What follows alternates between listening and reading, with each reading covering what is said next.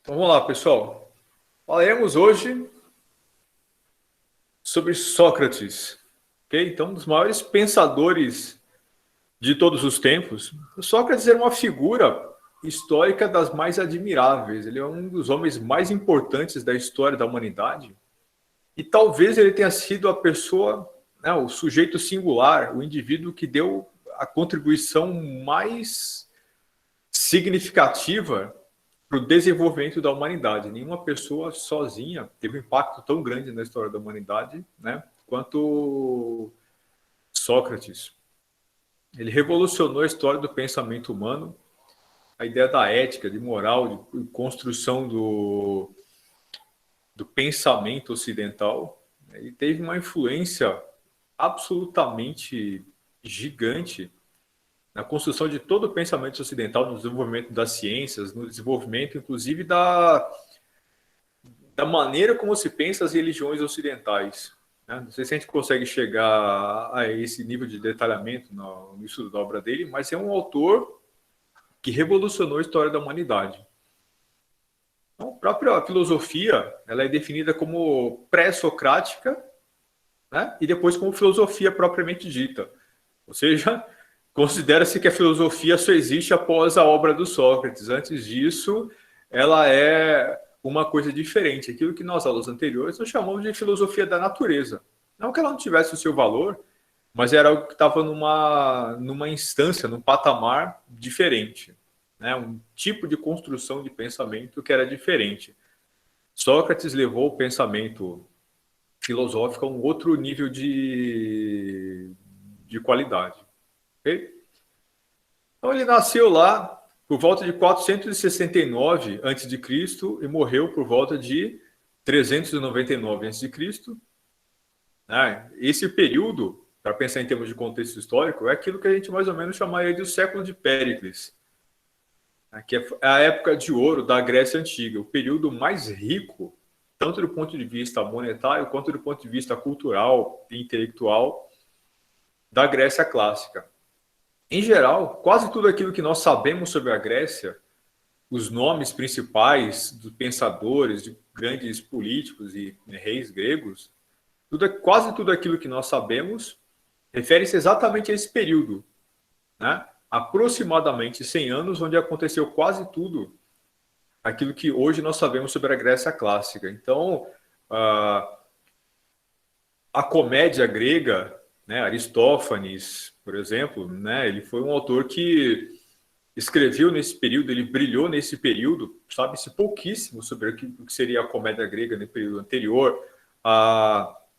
O drama, a tragédia grega, ela encontrou seu auge aqui também nesse período. Então, o próprio teatro grego, né, ele é conhecido pelas suas obras produzidas exatamente nesse período. Mas o próprio pensamento filosófico, quando nós falamos dos pré-socráticos, a maior parte deles viveu no período imediatamente anterior a Sócrates, ou pelo menos dos conhecidos. Então a gente está falando de gente que viveu mais ou menos nesse período um pouquinho antes. E depois nós estaremos falando aqui da vida do Sócrates, do Platão e da Aristóteles, que viveram num período relativamente curto de tempo, né? Sendo o mentor e os seus discípulos, depois o discípulo, mas tudo isso aconteceu mais ou menos nessa mesma época. Então a gente está falando de um século em que aconteceram as guerras greco-pérsicas, ou seja, quando a Pérsia tentou invadir a Grécia, né, e vocês vão ter aquele contexto todo dos 300 de Esparta, né, todos filmes que falam sobre esse período, né, filmes que falam sobre a Grécia em geral referem-se a esse período específico. Então, os 300 de Esparta, a invasão da Grécia pela Pérsia, o teatro grego, a filosofia grega, quase tudo é fruto desse momento específico. Isso porque a história da Grécia é uma história milenar, né? Antes disso, o que nós sabemos sobre a Grécia são textos, por exemplo, a Ilíada, né, que é um texto de 800 anos antes. Né? A Ilíada vai ser muito definitiva para aquilo que é a consciência do grego, né, para a literatura, para a própria língua grega, mas isso é um texto muito anterior. Depois disso, nós temos aqui esse século de Péricles, que é a Era de Ouro da Grécia, e a Grécia né, como nós nos lembramos, na cultura, na poesia, na música, no cinema, enfim. Em relação ao Sócrates propriamente dito, ele era, como eu já disse lá no começo, uma personagem bastante singular. Não é? Ele é um sujeito que era muito diferente dos seus contemporâneos. Ele não fundou uma escola de pensamento, ele não fundou uma escola onde ele cobrava para ensinar os seus alunos como pensadores anteriores o fizeram, e posteriores também. Então, ele ensinava para todo mundo, não cobrava, ele ensinava em espaços públicos. Essa é uma grande diferença entre o Sócrates e os outros pensadores gregos. Ele era alguém que não fazia distinção entre homens, mulheres, entre a juventude, pessoas da nobreza da época e pessoas de baixo extrato social. Ele falava com todo mundo igualmente, com servos e com senhores.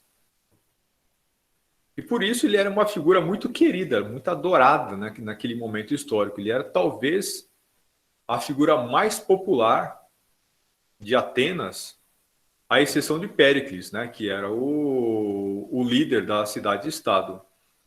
Então, certamente Sócrates era muito mais querido. Sócrates tem outras características também, além do fato de que ele tratava todo mundo igual, numa sociedade estratificada, altamente separada tanto por gênero quanto por nível social. Né? Então, por exemplo, as mulheres gregas, as mulheres atenienses nesse período, em Esparta era diferente, mas as mulheres atenienses elas não saíam de casa, elas ficavam resguardadas dentro do seu espaço doméstico. Então, por exemplo, quando o marido recebia visita, ele recebia no espaço destinado aos homens, as mulheres ficavam na cozinha ou no espaço interno da casa. A visita não via a mulher. As mulheres atenienses, para sair de casa, precisavam de autorização do marido e elas só saíam de casa para ir em locais muito próximos e talvez para visitar vizinhos. Né? Então elas não tinham liberdade efetivamente. A mulher não era vista como igual. A mulher não era cidadão em Atenas. Ela não tinha os direitos plenos de cidadania. Somente os homens podiam ser cidadãos em Atenas. Os homens de um determinado extrato social. Sócrates não se importava nem um pouco com isso. Ele tratava todo mundo por igual. E isso era visto como um comportamento admirável por uma parte importante da população e muito chocante por parte de outro segmento populacional. Isso veio a custar um preço muito grande para o Sócrates, conforme nós veremos adiante.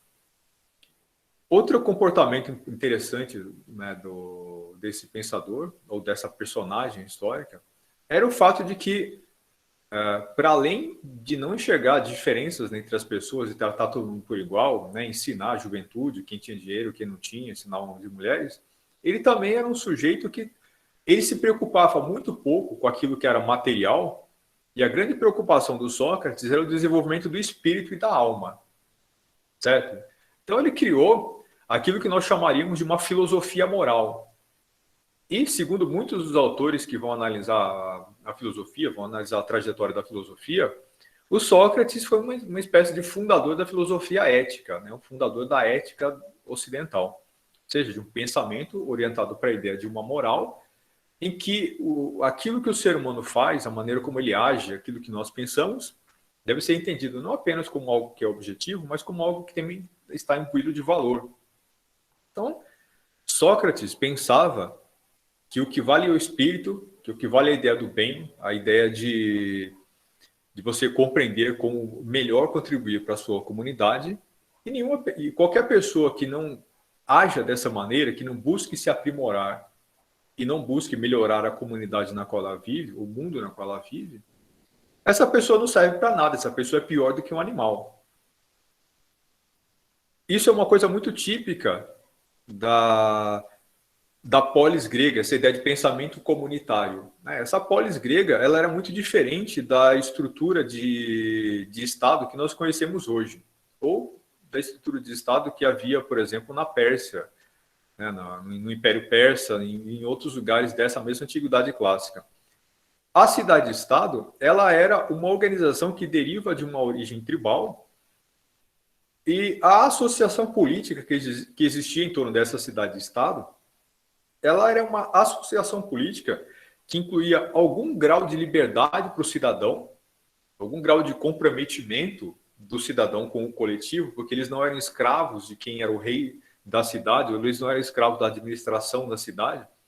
Aquele que possuía a cidadania tinha a possibilidade de influenciar nos destinos da cidade. Por isso que nós falamos aqui em democracia clássica, democracia grega, está muito longe de ser uma democracia como nós entendemos hoje, mas havia algum grau de participação. Portanto, em termos históricos, né, era um tipo de regime democrático adequado àquela época. Essa democracia grega, ela é uma democracia participativa. Em muitos lugares ela era uma democracia direta, com as pessoas diretamente no espaço público tomando decisões, né? Isso significava que fazer parte dessa polis era também, né, ter nas suas mãos as rédeas, né, do destino, tanto próprio quanto o dessa polis. A polis grega, ela também estava profundamente vinculada à ideia da religião, né, nesse mundo. Então, a religião da cidade era a religião que todo mundo compartilhava. Uma pessoa que vivesse numa cidade diferente teria uma dificuldade muito grande porque ela não teria como cultuar os seus próprios deuses. Os gregos antigos, os romanos também, eles cultuavam, em geral, dois tipos de deuses. Os deuses primitivos, os mais ligados à vida pessoal de cada cidadão, eram aquilo que nós chamaríamos de o culto dos antepassados. Eles cultuavam o fogo doméstico, eles cultuavam os antepassados. Em geral, isso era uma coisa muito ligada à terra e ao lar. Então, as pessoas, em geral, viviam num contexto rural, né, em contexto de propriedades rurais. Então, a terra na qual eles viviam era a terra dos antepassados. Havia uma ligação sagrada entre o homem e essa terra. E também havia uma ligação sagrada entre o homem, né, o ser, e o seu lar. Então, eles tinham altares onde havia um fogo sagrado em que eles cultuavam a vida, a natureza, os antepassados, o espírito dos antepassados, ou seja, era um culto da tradição. E haviam deuses novos, né, relativamente novos, que significavam coisas maiores, não apenas a ligação do homem com a terra, né, com a família e com o lar. E esses eram os deuses que nós conhecemos como os deuses gregos, aí os deuses típicos da mitologia clássica, né? Apolo, Afrodite, Zeus, todos esses deuses, eles eram deuses maiores, eram os deuses da coletividade, deuses da comunidade, né? Aí, esses seriam os deuses da chuva, o deus das relações matrimoniais, o deus dos raios e dos trovões, o deus da noite, né? Então, esses deuses eram deuses maiores e eram deuses comuns, esses deuses eram coletivos. Em geral, cada cidade cultuava os seus próprios deuses, né? O seu próprio deus, que era o patrono, ou um conjunto deles. Atenas, por exemplo, era uma cidade que cultuava Atena, né? A deusa Atena, que na mitologia romana assume o nome de Minerva. Atena era parte muito importante da vida daquela cidade. Então, ser ateniense significava fazer parte do culto de Atenas. Diga, Anabela, pode falar. É que eu estou com problema no áudio, então, infelizmente, eu não estou ouvindo. Você precisa escrever. Eu ganhei esse livro aqui, ele explica bastante sobre os deuses, mitologia viva, aprendendo amor com os deuses. Fala bastante detalhadamente a história sobre... É bem interessante e é rapidinho para ler. Ah, sim, agora eu vi a capa do livro, Mitologia Viva. Ah, bacana. Isso, provavelmente vai ter uma descrição aí muito legal desse contexto que eu estou explicando aqui um pouco, né? Da relação do grego antigo com os seus deuses. Muito legal. Mas então, onde eu queria chegar com tudo isso? Na Grécia Antiga, né, nessa Atenas, então o culto dos deuses, o culto de Atenas, não era só uma coisa que era uma opção, não era apenas uma parte da religião que você podia seguir ou não. Na verdade, isso era parte da própria identidade. Você se definia como sendo alguém que faz parte dessa coletividade. Ser parte de Atenas significava nascer em Atenas, ser cidadão ateniense e seguir a religião ateniense. Portanto, fazer parte dessa polis era muito diferente de nós. Você pode viver aqui, ter religiões diferentes, ter uma relação mais próxima ou menos próxima com a religião. Lá, naquele contexto grego, ser ateniense significava que isso definia toda a sua identidade. Significava quem você é, o que você pensa, a que religião você é afiliado, etc, etc, etc. Portanto, a polis ela era muito mais profunda na vida do indivíduo, ela era muito maior, ela tinha um significado muito mais ampliado na vida do indivíduo do que o Estado brasileiro na vida do cidadão brasileiro. Lá era uma coisa muito diferente. A polis, talvez, ela tivesse muito mais próximo do conceito de uma grande família ampliada, em que você, ao viver lá, era membro de uma coletividade e aparentado, de certa forma, com todo mundo, até porque essas cidades elas eram fundadas por famílias antigas, tradicionais, que todo mundo possuía relações de parentesco, né, cruzado, de certa forma. Então, fazer parte dessa polis significava fazer parte de uma grande família. Havia um grau de identidade com as pessoas que nós não vemos aqui na nossa sociedade moderna. A ideia de nação tem uma certa relação com isso, mas a forma como o grego antigo, como o ateniense, se sentia ligado à sua cidade e ao seu concidadão, ela era muito diferente e muito mais profunda do que as relações que nós sentimos em relação, né, aos nossos conterrâneos e concidadãos. Portanto, a relação entre o grego, o ateniense, entre os atenienses, ela era muito mais forte e mais profunda, né, do que aquela que nós temos aqui, por exemplo, no Brasil.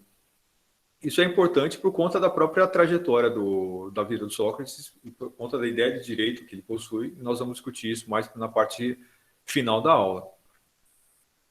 Então, vejam, o Sócrates, né, fazendo parte de uma comunidade desse tipo, ao se comportar diferente, ao falar com mulheres como se elas fossem gente, ao falar com pobres como se eles fossem gente, ao falar com servos como se eles fossem gente, né, isso foi um choque muito grande para aquela comunidade, porque ele estava violando certos princípios de comportamento que norteavam a vida ateniense. A sociedade ateniense e grega em geral era uma sociedade estratificada.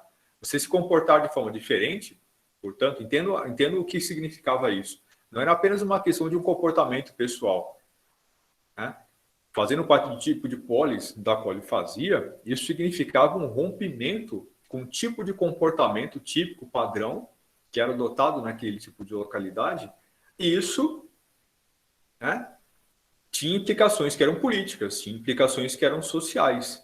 Sendo ele um filósofo, isso obviamente tinha também implicações que eram filosóficas. Então eu vejo que ele estava tentando subverter a moralidade da sociedade daquela época. Ele era profundamente transgressor nesse sentido, porque ele pensava diferente, ele fazia questão de explicitar isso. Por mais que fosse uma coisa banal, o simples fato de ele conversar, ensinar mulheres, ensinar servos, ensinar pessoas comuns, né, agir da forma como ele agia, isso criou uma reação a ele muito grave e muito perigosa. Embora, como eu já disse, na média ele era amado, ele era idolatrado pelas pessoas que viviam naquela Atenas. Uma coisa interessante em relação ao comportamento pessoal dele, que como eu já falei, né, comecei a falar, ele era alguém que privilegiava o espírito em detrimento da matéria, a moral em detrimento daquilo que era o material.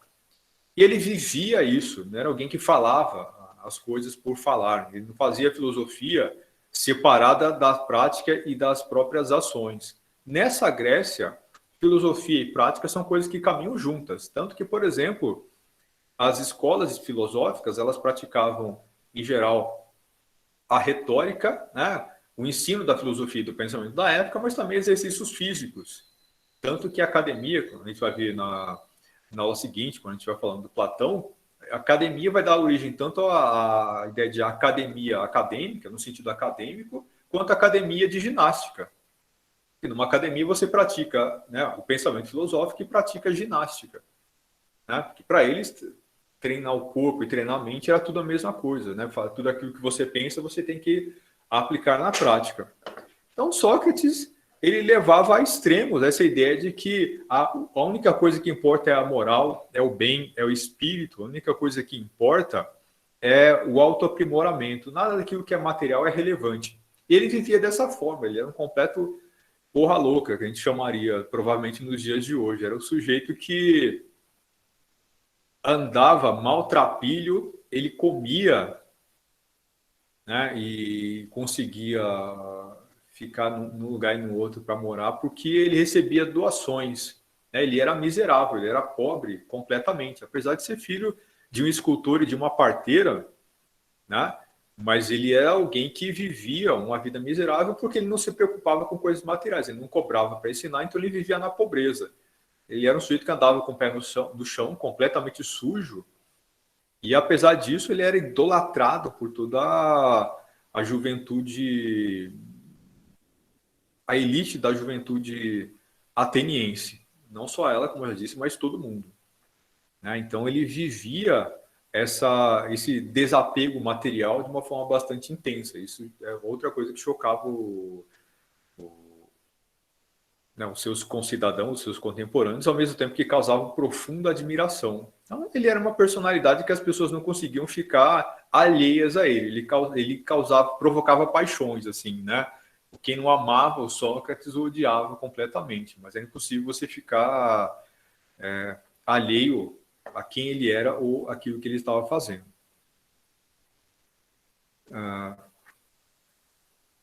Vejam, apesar de tudo isso, apesar de toda essa importância como fundador da filosofia como nós conhecemos hoje, todo o impacto que ele teve no pensamento humano, né, ocidental e humano em geral, não existe uma linha escrita e que tenha chegado até nós hoje que tenha sido escrita pelo Sócrates. Nenhuma linha do pensamento socrático chegou a nós, pelo menos não escrita por ele. Tudo aquilo que nós sabemos sobre Sócrates nos foi contado pelos seus discípulos. Então, Platão, que era o discípulo mais importante do Sócrates, né, que foi quem carregou o seu legado, escreveu a própria obra e a obra do Sócrates. Então, aquilo que nós sabemos sobre o Sócrates, nós sabemos porque o Platão nos contou. Não só Platão, mas também o Xenofonte, né, e o Aristófanes, que era mais um dos discípulos principais do Sócrates. A obra socrática, ela não chegou a gente no formato escrito por conta também da personalidade do Sócrates. Então vejam, segundo ele, vejo que uma das frases mais importantes atribuídas a ele é, né, só sei que nada sei. Então ele não acreditava na construção do conhecimento como algo que é feito para ser colocado em um pedaço de papel e ficar lá, né, sendo imposto a outras pessoas. Ele produzia conhecimento de uma maneira bastante peculiar. Ele não acreditava que nada que já fosse conhecido, nada que já tivesse chegado ao conhecimento fosse importante. A única coisa que importa é aquilo que eu não sei. Aquilo que eu já sei não vale mais nada, porque eu já compreendi, isso já não me agrega, isso não é isso que muda a minha vida. O que muda a minha vida é o processo de busca contínua, de busca permanente. É por isso que ele não deixou nada escrito, ele não escrevia. Ele chegava ao conhecimento discutindo, né, com seus discípulos. Então ele produzia conhecimento a partir de uma lógica que envolvia o diálogo, né, fazendo a maiêutica, que na etimologia grega significaria parto, ou seja, ele dialogava e conversava com seus discípulos, ao invés de contar para ele o que é, né, ele ia extraindo do discípulo aquilo que ele conhecia, fazendo com que ele chegasse ao conhecimento. Então, o conhecimento para o Sócrates, ele só pode ser produzido através de um diálogo. Se eu conto para as pessoas aquilo que elas devem saber, isso não tem valor. Se a pessoa é capaz de chegar ela mesma ao conhecimento a partir de um processo de construção conjunta, isso sim tem valor. Isso pode ser chamado de aprendizado. Por isso, maiêutica, ou seja, o parto, né? Então, a função do mestre ou do professor não é contar coisas para os alunos, mas fazer com que o conhecimento, que o amadurecimento desse aluno venha à tona, naturalmente. Sem isso, não existe o conhecimento. Sem isso, o conhecimento não tem valor. É uma coisa menor, né? Isso é mera informação. E é por isso que é informação sem moral. É informação sem capacidade crítica. É por isso que vocês veem, por exemplo, na maneira como se produz conhecimento no Ocidente, no mundo de hoje, essa quantidade absurda de gente que possui conhecimento, que possui formação universitária, mas não tem moral. Não tem capacidade de entender criticamente o mundo. São gente que rouba, que mata, gente que não tem valor, que não sente empatia pelo ser humano, né? Gente que consegue pensar e falar as maiores atrocidades é gente que conhece um pouquinho sobre uma área específica, mas são completos ignorantes sobre quase todo o resto. E gente que fala as maiores barbaridades em relação a todo tipo de coisa. Isso vale para as redes sociais, mas também vale para posicionamentos públicos, vale para muita coisa. Então, tudo isso por conta da produção do conhecimento, por conta do fato de que eles adquiriram conhecimento específico, né, numa determinada área, mas nunca amadureceram, nunca viraram pessoas que aprenderam a interpretar efetivamente esse mundo. São pessoas que nunca desenvolveram efetivamente um conhecimento moral sobre essa realidade, nunca desenvolveram uma perspectiva ética, porque a escola não ensina isso e a faculdade não ensina isso. Então, a importância não apenas de absorver informação, mas de construir conhecimento de uma forma correta é absolutamente fundamental, porque é isso que transforma o mundo. Pelo menos essa era a proposta do Sócrates. E ele provocava os seus alunos, provocava os seus discípulos, né? Uma modalidade também de produção do conhecimento que a gente chamaria de ironia socrática, né? Ele era irônico, ele era debochado quando ele dialogava com os seus contemporâneos, né? Com seus adversários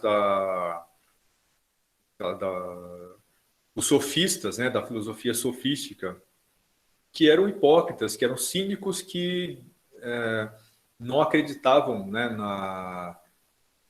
no valor do conhecimento objetivo, que não acreditavam na ética, que não acreditavam na virtude, e eles vendiam, né, verdades para quem pagasse mais. Sócrates era profundamente contrário a isso, ele produziu uma grande parte das suas discussões com seus discípulos para combater isso, né, para combater os sofismas, para combater a falsa produção de conhecimento.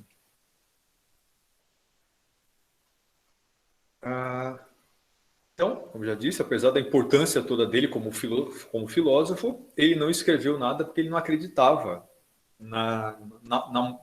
no conhecimento já acumulado como um conhecimento válido. Para ele, o conhecimento já foi acumulado, estava morto, ele estava preocupado com aquilo que ainda precisava ser compreendido.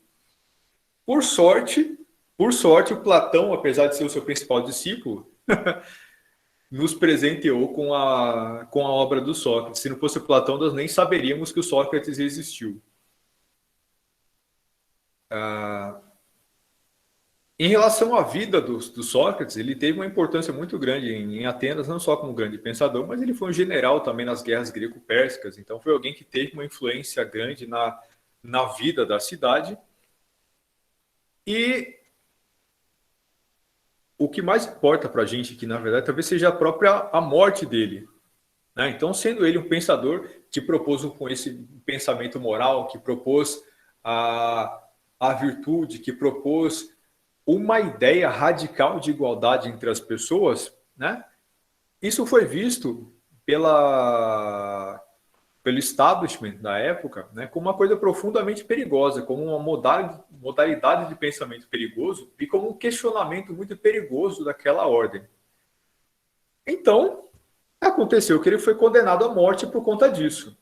Ele foi acusado e condenado à morte por 3 acusações, né? Três cidadãos atenienses o acusaram, mas eles fizeram parte de uma conspiração grande, né, de pessoas da elite da cidade na época, e eles o acusaram de 3 coisas. Então, de não acreditar nos deuses, de unir-se a deuses malignos que gostam de destruir cidades e de corromper os jovens. Agora veja que coisa interessante, né? Ele foi condenado por não acreditar nos deuses e, ao mesmo tempo, por unir-se a deuses malignos, né? Então, ele foi acusado de ateísmo e, ao mesmo tempo, de acreditar em deuses que não se devia acreditar. E ele próprio, né, o próprio Sócrates, chamou atenção para isso, né, durante o seu julgamento. Então, ele foi acusado, foi feito um julgamento, ele foi condenado e morto por conta disso. Mas o julgamento foi um julgamento bastante interessante, né? O Platão conta como é que foi esse julgamento em detalhes. Ele mostra o Sócrates nem tentando se defender dessas acusações e ironizando, ridicularizando-as, né? Por exemplo, então como é que você pode ser acusado de não acreditar nos deuses e ao mesmo tempo unir-se a deuses malignos? Ele foi acusado de corromper a juventude, mas o que significava isso? Né? Ele foi acusado de fazer com que os jovens parassem para pensar nas coisas. E eles não deveriam parar para pensar nisso, eles não deveriam questionar a ordem vigente, eles deveriam aceitar cegamente aquilo que acontecia à volta deles. O fato de que essas pessoas, o fato de que esses jovens passaram a questionar a realidade como método, né? Porque esse era o método socrático, né? A conversa, o diálogo, a busca permanente do conhecimento e, portanto, o questionamento permanente da realidade. Quando os jovens da atenienses começaram a fazer isso, ele tinha muitos discípulos. Isso significava os servos, os mendigos da época, mas também significavam os filhos da elite daquela cidade. Por exemplo, Platão é um filho de uma família muito importante, uma das famílias mais ricas de Atenas. Ele virou um grande questionador da realidade. Você imagina, gente como os pais do Platão, gente como os pais, né, dos discípulos do Sócrates, ficaram de cabelo em pé com aquilo que ele estava fazendo. Como assim esses moleques agora ousam nos questionar? Querer saber por que eu estou mandando ele fazer isso ou aquilo. Né? Eles não deveriam parar para pensar nisso. Então veja o grau o perigo, né, que o Sócrates representava, não para Atenas, mas para aquela ordem, para as pessoas que já estavam, né, lotadas em posições de poder. Isso vai ter uma importância muito grande para o direito, né, e já já nós vamos chegar lá. Mas o ponto é, então ele nem tentou se defender das acusações, ele só ridicularizou a contradição entre os próprios tópicos da acusação.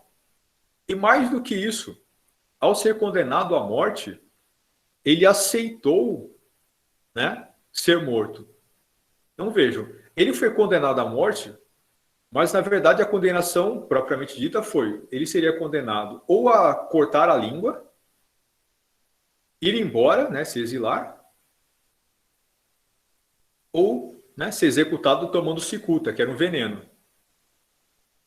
Seja, eles queriam calar a boca dele. O ponto é, ele não foi condenado propriamente à morte, eles o condenaram a ficar quieto. Ele foi condenado a calar a boca ou morrer. A condenação não foi diretamente à morte, sem opção, porque ele era tão popular que as pessoas que o condenaram, né, foi uma assembleia de mais de 500 cidadãos, eles temiam uma revolta, uma rebelião em Atenas, de tão popular que o Sócrates era. Então, como eles não queriam matar o Sócrates, eles queriam que ele ficasse quieto e parasse de encher o saco. Né? A ideia era essa. Só que, debochado do jeito que ele era, ele falou, então me matem. Aí eles ficaram meio sem saber o que fazer. Depois disso, eles deixaram a porta aberta, né? Ele foi levado para uma cela, eles deixaram a porta aberta para ele fugir, ele não fugia. Os alunos, né, os discípulos do Sócrates, Platão, Xenofonte, eles subornaram os guardas da cela, né, para montaram todo o esquema para ele sair, para ele ir para outro lugar, a hora que ele quisesse, já que eles tinham recursos para isso e ninguém tinha interesse nenhum que ele morresse, mas ele, de teimoso, ficou na cela e se recusou a ir embora. Ele falou, então, me condenaram à morte, então eu aceito o julgamento da minha cidade, eu vou ficar aqui, eu vou deixar que a minha cidade me mate.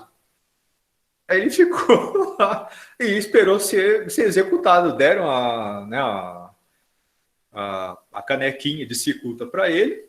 Tem pinturas muito famosas mostrando a morte de Sócrates, né? Aquela figura com ele deitado, com uma caneca de cicuta na mão, os seus discípulos chorando desesperadamente, né, aos pés dele, pedindo, não faça isso, vai embora. E ele não está nem aí, toma a cicuta e morre. Mas por que ele fez isso? Né? Tudo isso parece que não tem nada a ver com o direito, mas tem tudo a ver com o direito. Então vejam. Ele fez isso para mostrar que a lei estava errada. Para mostrar que o sistema jurídico era falho. Então ele escolheu morrer, ele aceitou a morte para provar com a morte dele que o sistema era falho. Vejam, isso é uma coisa que não existia antes, é uma discussão que não existia antes. Está na lei, está certo. A lei é o sinônimo daquilo que é justo, daquilo que é correto. Está na lei, está certo. Se está na lei, é justo. Sócrates é o primeiro grande pensador que vai dizer não. É o primeiro pensador conhecido que vai dizer não. Lei não é sinônimo de justiça. As leis podem estar erradas, E ele pagou com a vida para mostrar isso, para mostrar para os atenienses que as leis atenienses não eram justas, elas eram injustas, elas eram segregacionistas, elas eram leis que eram inadequadas, porque elas eram feitas por pessoas imorais, que não estavam preocupados, de fato, com o bem da cidade, com o bem do coletivo, mas eles eram egoístas, bandidos legislando em causa própria. Vocês já ouviram falar de um país que existe isso, esse tipo de coisa também ou não? Não, né? Não existe uma coisa completamente alheia à nossa realidade. Né? Nem sabemos o que é isso. As nossas leis, elas são perfeitas, justíssimas. Nós somos governados por pessoas profundamente morais, imbuídos de sentimento cívico, né? Preocupados com o bem comum, com o bem do cidadão, né? Com o futuro do país, com o futuro da nação, preocupados em promover uma política boa, né? Bem implementada de saúde pública, voltada para salvar pessoas e não para vomitar lixo, né, na cabeça das pessoas, não orientada por motivos ideológicos, às custas da vida do cidadão, uma política educacional, né, voltada para discutir o futuro, o desenvolvimento do cidadão, né. Não é no Brasil, né, que o nosso currículo escolar, né, vem sendo vilipendiado aí, né? Você vem tirando as disciplinas de humanidades do currículo, porque para que pobre precisa estudar, para que pobre precisa aprender essas coisas, né? Para que pobre precisa aprender geografia, história, né? Não precisa disso, né? Malemar, português e matemática, e quando você só o fala assim, a basicão. gente imagina que é uma realidade Anabela, distante. desculpa, mas eu estou sem áudio, eu preciso que você escreva. Mas, enfim, então, o Sócrates, ele decidiu dar um exemplo, né, para Atenas, mostrando por que a sociedade estava organizada de uma maneira que não era funcional. Ele pagou com a própria vida para mostrar que o sistema jurídico deveria funcionar de uma forma diferente, que ele deveria ser diferente. Ele vai, né, colocar a moral e a virtude acima de tudo, né, de uma maneira bastante radical, né, e isso foi um grande choque para a sociedade ateniense daquele período. Ele vai também ter uma atitude bem interessante em relação às pessoas que o julgaram, né? Ele termina o julgamento dizendo que ele ama os cidadãos atenienses, ele ama todos aqueles que o condenaram, não carregava nenhuma mágoa, né, para o além, para os Campos Elíseos, e aceitava o julgamento da cidade. Ele morreu não odiando, né, essas pessoas, mas morreu perdoando aqueles que o condenaram. Num contexto em que essa noção de virtude, essa ideia de perdão, essa ideia de que o bem comum é aquilo que deve prevalecer em detrimento dos problemas e das pendências individuais, era uma coisa que era completamente fora da realidade da sociedade ateniense e grega em geral. Então vejam, a cidade grega, ela tinha um tipo de religião que não era uma religião ética e moral. A religião grega, né, no sentido da mitologia clássica, ela tinha a ver com uma relação com a natureza, ela não tinha a ver com a ideia de virtude, né, que nós conhecemos hoje. E que, em parte, ela, por exemplo, expressa em religiões como a nossa. Né? O cristianismo tem, né, uma parte importante dos seus dogmas orientados para a ideia da virtude e da moral. Muito mais no Novo Testamento do que no Velho Testamento, mas isso é uma parte importante. Né? Você adorar os deuses e conquistar o favor dos deuses era mais importante do que ser uma pessoa boa e decente, do que ser uma pessoa virtuosa que ama e que perdoa. No Velho Testamento isso também é muito forte, né? Você adorar, você conquistar o favor divino é mais importante do que você ser uma pessoa boa e decente, do que amar os semelhantes. No Novo Testamento isso muda muito. A religião grega ela era muito mais parecida com a religião do Velho Testamento. era uma inovação muito grande essa perspectiva socrática de que a virtude importa, de que a ideia do bem importa. Né? E em outros lugares do mundo, por exemplo, isso ia começar a fazer sentido após o nascimento de Cristo, né? Mais de 400 anos depois. Então, o Sócrates traz essa inovação, que é uma coisa muito importante. Isso, Anabela, é verdade. A mitologia nórdica também é um exemplo disso. Né? O que importa é agradar os deuses, não um comportamento moral. E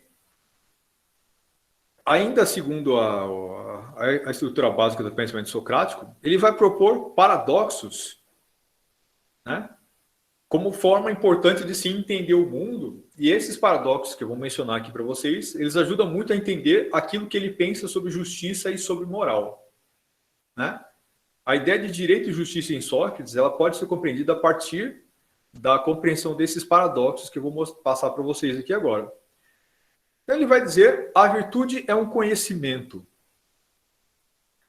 Também dirá que é preferível sofrer uma injustiça do que cometê-la. E ainda vai dizer que ninguém faz o mal voluntariamente. Né? E tem uma quarta que diria que as virtudes constituem uma unidade. Veja que coisa interessante. Ele vai falar, por exemplo, que a virtude é um conhecimento. Para entender o que significa esse paradoxo, é importante compreender o que ele chamaria de conhecimento. Né? O que significa conhecimento para a filosofia grega nesse período. Conhecimento não é aquilo que eu sei, né? Conhecimento, conscientemente. É aquilo que eu introjetei em mim e transformei num novo modo de vida. Exemplo do que seria isso. Vocês já ouviram aquela expressão, você fala isso, mas é só da boca para fora? Ou seja, você fala, mas é uma coisa que sai daqui, né? Isso não está dentro de você. Por exemplo, aquelas pessoas hipócritas que vão para a igreja, né? Mas elas só são santas na hora da missa. Fora dali, né? Ou mesmo ali, durante a missa, elas estão falando mal da pessoa do lado. Né? O cristão, né, que vai à missa, ele chora, né, quando Cristo fala que tem que oferecer a outra face, que o perdão, né, é um valor fundamental, que você atinge o céu quando você ama o próximo, né, e quando você ama mesmo aquele que te machuca. O cara sai dali e fala que bandido bom é bandido morto, que fulano tem que morrer, né, que fala que fulano é vagabunda, que cicrano é isso e aquilo, né? Aí ele sai dali, já pega o carro que ele deixou estacionado numa vaga para deficiente, sendo que ele não é deficiente, e vai embora. É isso. Essas pessoas, elas têm o conhecimento da moral? Elas têm o conhecimento da cristandade? Né? Pessoas que defendem, por exemplo, ditadura, pessoas que defendem essa ideia de que tem gente que deve mandar nos outros porque nem todos são iguais. Você defende essa ideia de que há pessoas que são melhores do que outras. Né? Essas não são ideias cristãs. Isso não tem nada a ver com ser de direita e esquerda. Né? Isso tem a ver com aquilo que Cristo pregou. É isso que está colocado lá. Mas vejam, todo mundo sabe disso, como um conhecimento que é formal, como um conhecimento que é objetivo. Você leu isso, em algum lugar você sabe. Né? Mas isso não é um conhecimento se você não introjetou isso na sua vida, se você não vive isso. Então, o que é conhecer? Saber e viver. Saber algo e viver de acordo com isso. Transformar isso num modo de vida. Se eu sei, mas não é meu modo de vida, eu não sei. Viver e praticar, exatamente isso. Se eu sei e não pratico, eu não sei. Isso é muito importante, porque significa que isso não é um conhecimento. Eu só sei como uma informação, mas eu não compreendi o valor. Eu não atingi de verdade o conhecimento do que é isso. Uma pessoa que fala e não faz, ela não entende em profundidade por que isso é importante. De fato, ela não sabe. Vocês entenderam onde Sócrates quer chegar com isso? Uma pessoa que sabe, em termos de conhecimento formal, aquilo que é certo e errado. mas ela continua praticando aquilo que é errado, ela de fato não sabe o que é certo. Ela não entende a importância de agir da forma correta. Ela não entende, de fato, as consequências profundas daquilo que ela faz. Ela não entende o mal que ela está causando. Um exemplo que seria isso, né? Todo mundo vai dizer, você tem que tratar bem os outros.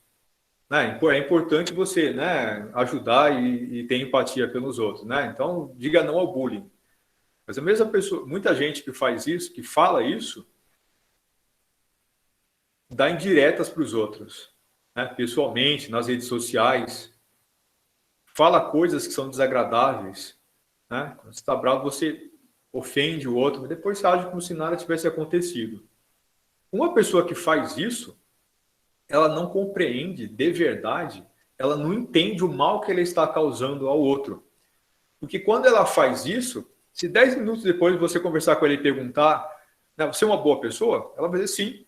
Você fez o mal para o outro hoje? Ela certamente vai dizer não. Ela nem entende que ela causou o mal ao outro. Ela não compreende o significado dessa ação. Ela não compreende como o outro pode ter sido afetado pelas ações dela. E conhecer significa entender aquilo que eu faço e as consequências daquilo que eu faço. Por isso que isso tem a ver com você viver e praticar. Essa seria uma definição de virtude, segundo Sócrates. Você compreender aquilo que é justo, aquilo que é correto, aquilo que é bom e verdadeiro e viver de acordo com isso.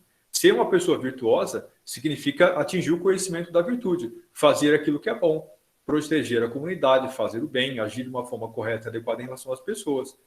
Significa saber, significa falar e fazer, viver, sentir de acordo com isso. Não fazer porque eu sou obrigado, não parar para pensar para fazer isso. Fazer como uma coisa que é natural, viver a virtude.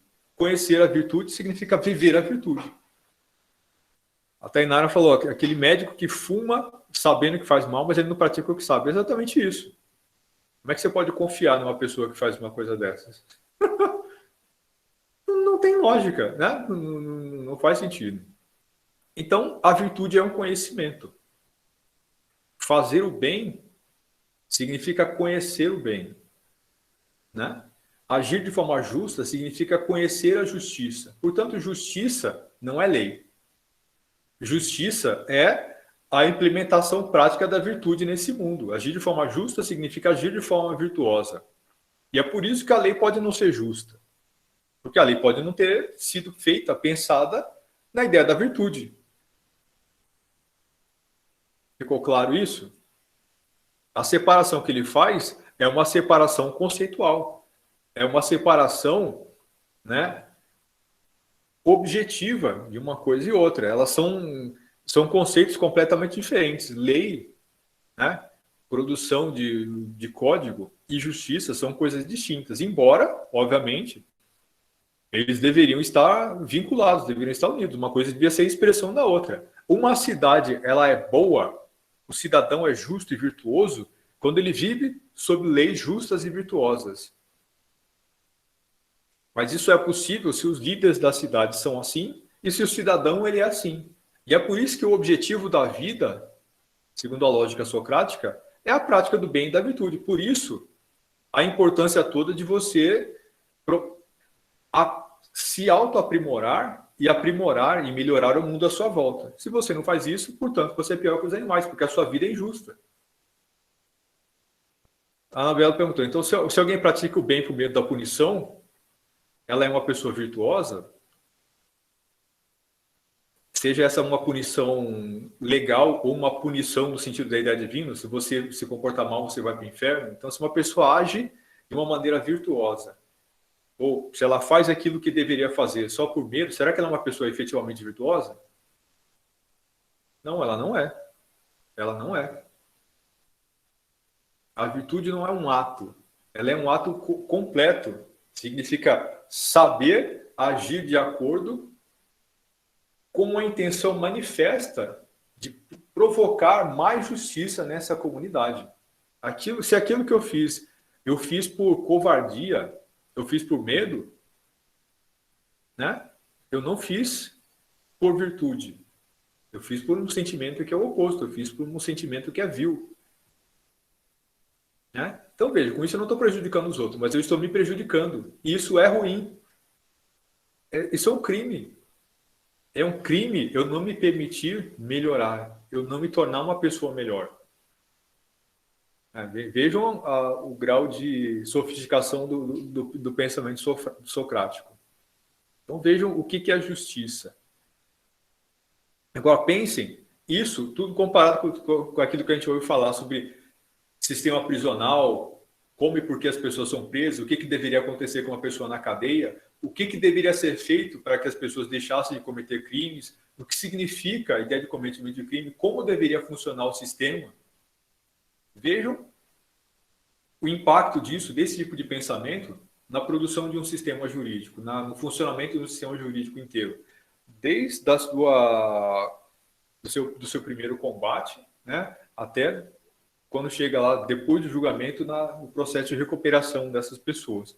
A própria ideia de você pensar um sistema penitenciário como um sistema que recupera pessoas, que as reintegra à sociedade, isso é influência do pensamento socrático.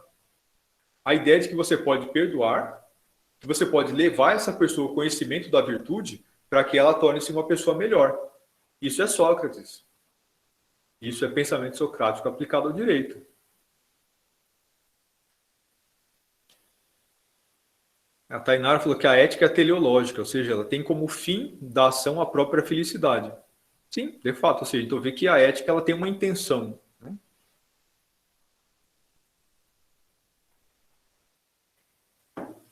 E esse segundo paradoxo? É preferível sofrer uma justiça do que cometê-la. E por que é paradoxo? Né? Lembre-se que assim, são ideias que parecem contraditórias. Então, vejo que, etimologicamente, tem a ver, isso se origina na ideia de contra ou fora, né? Para, em grego, é contra ou fora, e doxa, vocês se lembram da aula passada, o que significa doxa?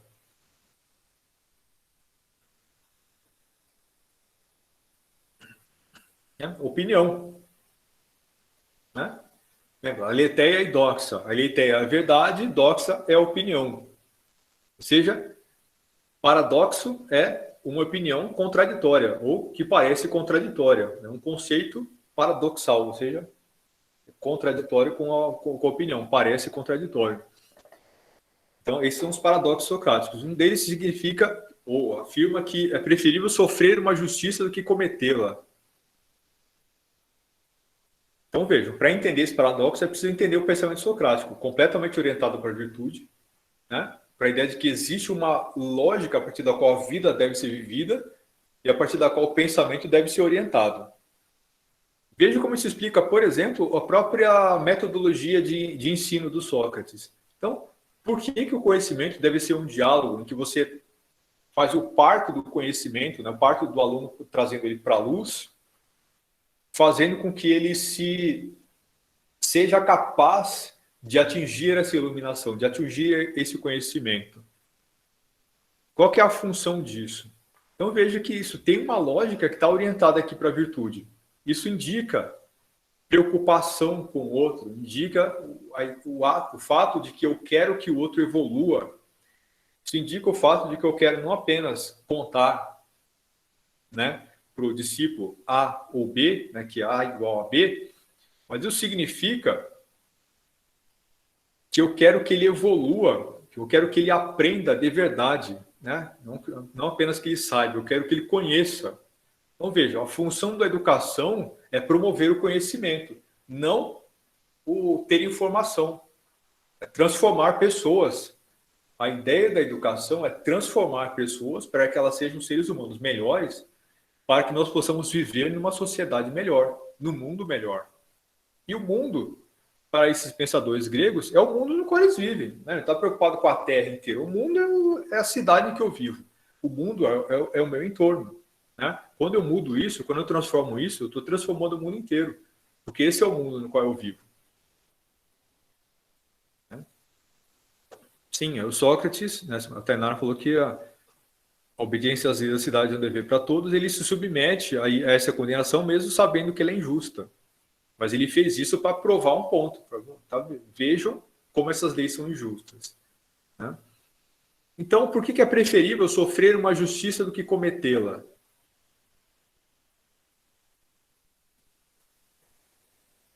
Sim, ele tentou aqui demonstrar uma virtude.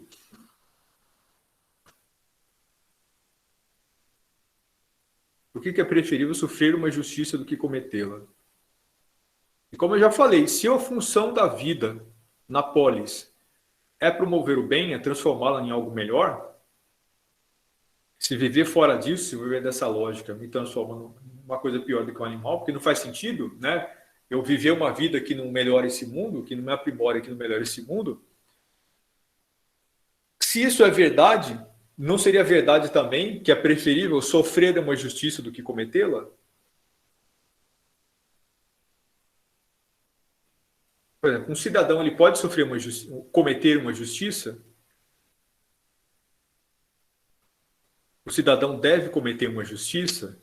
Isso faz sentido? Isso é bom? Isso é compatível com o bom funcionamento da sociedade?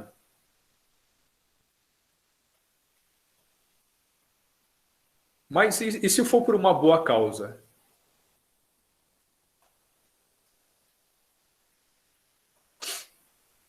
E se for por uma boa causa?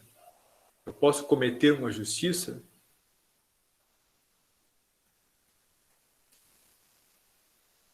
Depende.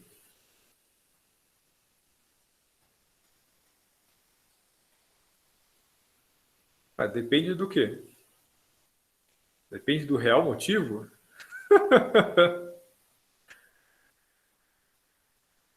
Como é ser mal, promover o mal, promover uma atitude maligna, pode ser feita em nome do bem?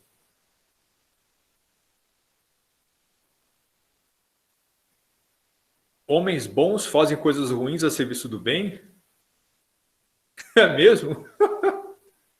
E quem que definiu isso? São esses mesmos homens bons?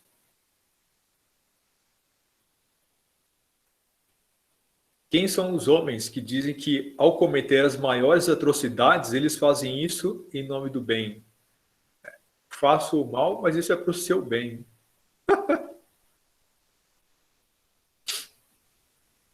Ao fazer uma justiça, ao cometer uma justiça contra o outro, a virtude desmorona. Exatamente isso. Não existe caráter que sobreviva a uma conduta injusta.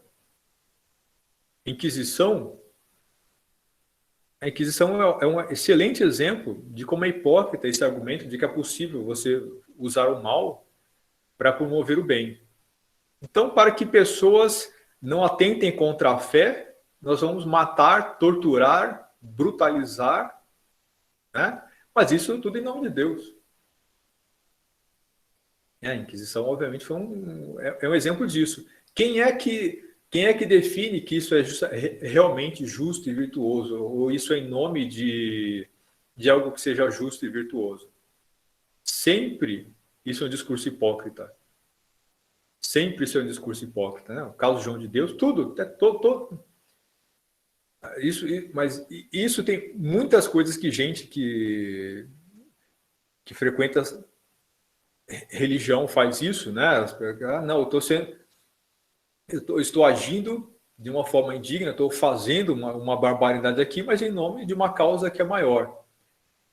Mas isso vai acontecer na política, vai acontecer em todos os lugares, na vida privada, na vida cotidiana, no dia a dia. Todo mundo faz e fala isso. Né? Por exemplo, isso é aquilo que a pessoa faz quando ela para na vaga de deficiente. Ah, mas é porque eu estou com pressa, é importante que eu vou fazer, eu vou logo ali. Vou logo ali e já volto.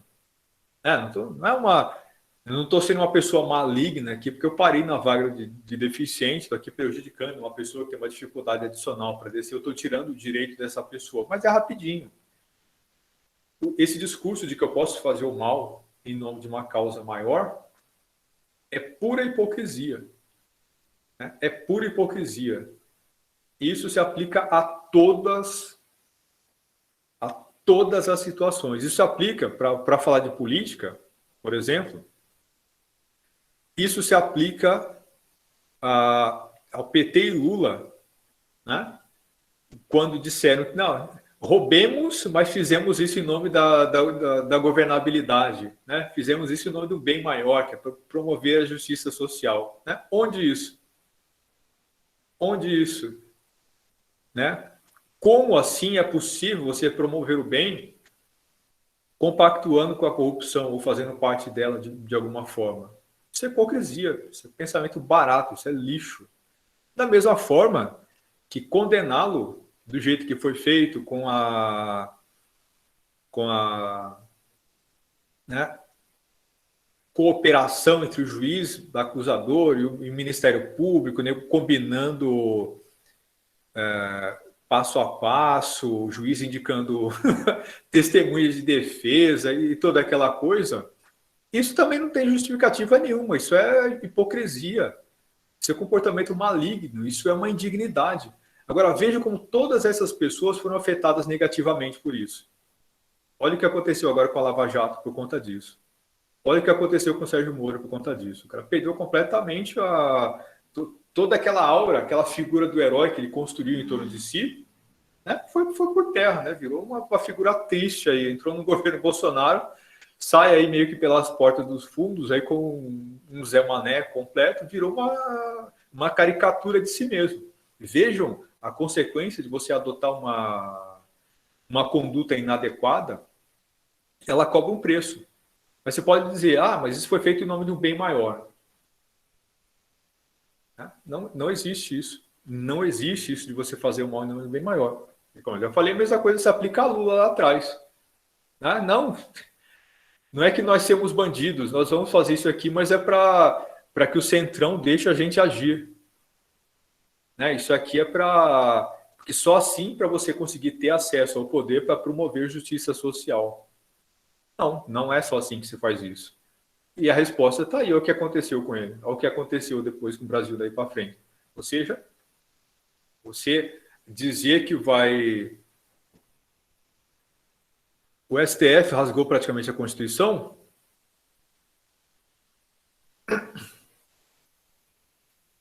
Se você se refere à última decisão dele, não. Na verdade, ele cumpriu a Constituição.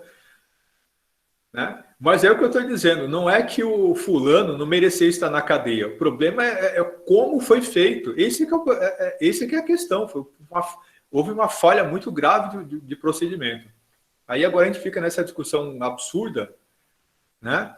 Tudo isso por conta de maus feitos. Mesmo a pessoa que estava buscando combater a corrupção age fora da lei. O ponto é, nem para combater a corrupção você pode agir fora da lei. Isso está errado. Quando ele fez isso, olha as consequências disso. Agora Lula solto aí, né, com as acusações prestes a caducar, né, por conta da idade do sujeito. Aí ele volta a virar uma figura política importante, né, com direitos políticos preservados. E aí? Tudo aquilo que eles fizeram lá, violando a lei, mas em nome do bem, não vai ser para colocar um bandido na cadeia, olha aí no que deu. Está errado, tinha que agir da forma correta. Né? Se agisse dentro da lei, se ele seguisse o regulamento, a gente podia ter hoje uma nova realidade. A gente podia ter, de fato, começado a combater a corrupção no Brasil. Você vê, saíram bandidos do poder, entraram novos bandidos no poder, mudou as modalidades de corrupção e, no fundo, o Brasil continua exatamente na mesma. No fundo, nada muda. Muda só o nome de quem ocupa os cargos públicos. Então, veja, é preferível sofrer uma justiça do que cometê-la. Não se comete injustiças por nenhum motivo. A introjeção da ideia de virtude nos proíbe isso. Mas é preferível sofrer uma justiça do que cometê-la. Ou seja, se eu tiver que escolher entre uma coisa e outra, antes de escolher a injustiça. Veja como isso é importante para a ideia de virtude. Isso é um guia para o comportamento das pessoas, é um guia para o comportamento humano. Vocês já viram uma versão disso em outro lugar? dita 400 anos depois do Sócrates?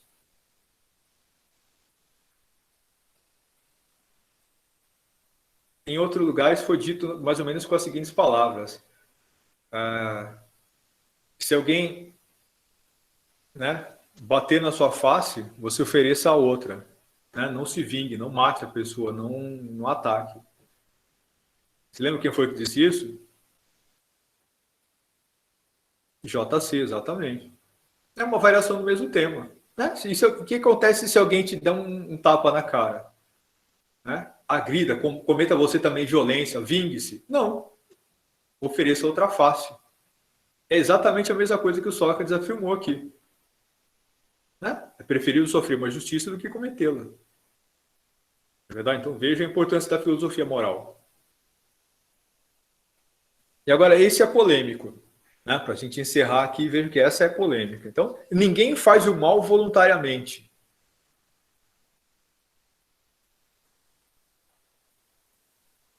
Isso é um paradoxo. Né? Por isso, são paradoxos socráticos. E aí? Ninguém faz o mal voluntariamente.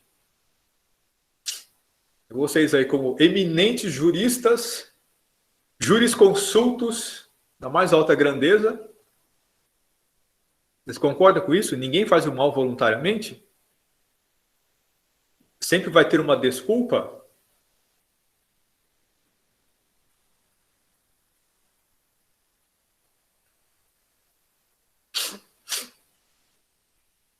E aí, o que vocês acham? Faz sentido essa afirmação de que ninguém faz o mal voluntariamente?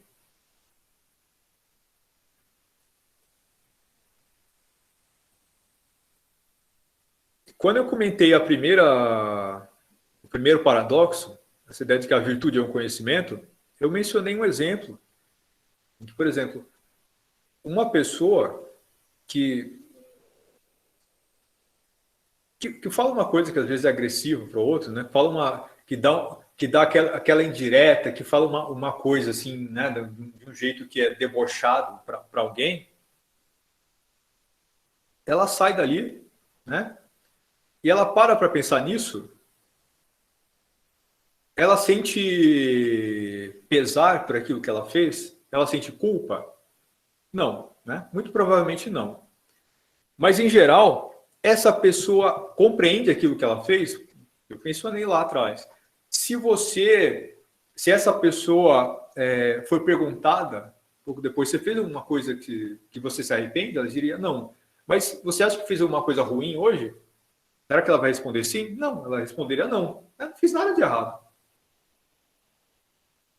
Mas vocês acham que essas pessoas, elas fazem isso de propósito? Elas dizem, não, aqui, não estou fazendo nada. Aí ela pensa, eu vou foder com a vida de alguém agora. Eu vou acabar agora, nesse momento, eu vou acabar com a tarde de alguém. Ela vê alguém chegando lá, a pessoa chega perto dela, e ela, de caso pensado, de propósito, vai ela diz uma coisa bem debochada, só para a pessoa ficar triste. Aí quando ela vê que a pessoa fica triste, aí sim ela fica feliz. Puta merda, né? Cumpri aqui a minha maldade do dia. Aí ela vai embora e fica tudo bem. Vocês acham que é assim que isso acontece? Vocês já lidaram com gente assim, que é agressiva, com gente que tem o costume de dar patada nos outros? Isso é muito bom, todo mundo conhece gente assim. Mas vocês acham que essas pessoas elas fazem isso de caso pensado?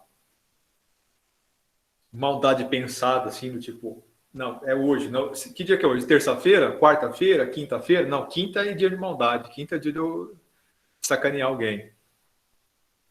Né? Não, então, é aí que tá. Não, as pessoas não fazem isso. Muitas vezes a pessoa nem se dá conta daquilo que ela está fazendo. Mas isso não é uma dignidade? Isso não é um ato de maldade também? É, só que a pessoa faz isso sem uma intenção manifesta, muitas vezes. Esse é um caso específico e muitas vezes pessoas estão fazendo, né, barbaridades aí, falando, agindo de forma completamente estúpida, ignorante, mas elas nem param para pensar nesse assunto. A pessoa é tão chucra, tão estúpida, tão ignorante, que ela acha que é normal agir assim. Né? Não é que ela não é que ela não sinta remorso, ela nem entende por que é errado fazer isso. Vocês entenderam onde Sócrates quer chegar aqui? Então, isso significa que essa pessoa não tem o conhecimento da virtude. Ela não tem o conhecimento de como seria melhor agir de uma forma mais bacana. Por exemplo, aquele sujeito que só conheceu violência, ignorância, estupidez, agressão, muitas vezes o sujeito ali é traumatizado, né? Aconteceu todo tipo de coisa na vida dele. O cara que em casa, né, é estúpido, agressivo, às vezes agride, ataca a família, é aquela coisa toda. Isso é a vida dele. Né? Mas será que não seria melhor para ele viver uma vida diferente, chegar em casa, estar em paz, né? Ser uma pessoa amorosa, tratar bem as pessoas, né? Abraçar os filhos em casa e tudo mais? A vida de qualquer um não é melhor desse jeito, né? Você chega em casa, você ter paz, você agir dessa forma? Mas será que essa pessoa tem a capacidade de chegar a isso? Ele não chega em casa, de caso pensado, disposto a fazer isso de propósito. O cara tá bem, tá tranquilo. Aí chega em casa, ele vai atacar os outros, bater só por gosto. Não é isso que acontece. A vida dele é essa desgraça. Ele é essa desgraça. Ele é ignorância. Ele é estupidez. Ele é essa escuridão. Né? E ele só consegue deixar disso, criação, tudo isso, tudo isso, tudo isso. E ele só consegue deixar de ser isso quando ele compreende a virtude, quando ele compreende que poderia ser diferente. Isso significa, então, que um criminoso é coitadinho? Óbvio que não. Óbvio que não. Óbvio que não. Nenhuma barbaridade é justificada, nenhuma barbárie, nem coisa pequena, nem coisa grande. Isso que eu estou falando aqui, isso vale para o babaca que para errado no estacionamento, que para de forma irregular, no cara que dá fechada nos outros no trânsito, mas também vale para o maníaco que mata a pessoa no assalto, vale para político, né, ladrão. É isso. Pessoas que agem dessa forma maligna, com coisa pouca e com coisa grande, tá? Que é gente que não tem virtude, ou não tem o conhecimento da virtude. Eles são coitados? Não. A gente tem que ter pena dessa gente? Absolutamente não. É tudo mesmo lixo. Né? Mas, entenda, é importante a gente entender de onde vem esse lixo. Né? É importante entender de onde vem esse lixo e é importante entender que pessoas, o ser humano, é mais do que isso. E é possível, mesmo a esse lixo, mesmo a pessoa na condição de maior escuridão, né? Encontrar a virtude, encontrar a luz. E é por isso que o sistema prisional, por exemplo, segundo está lá na lei de execuções penais, ele vai propor a recuperação das pessoas.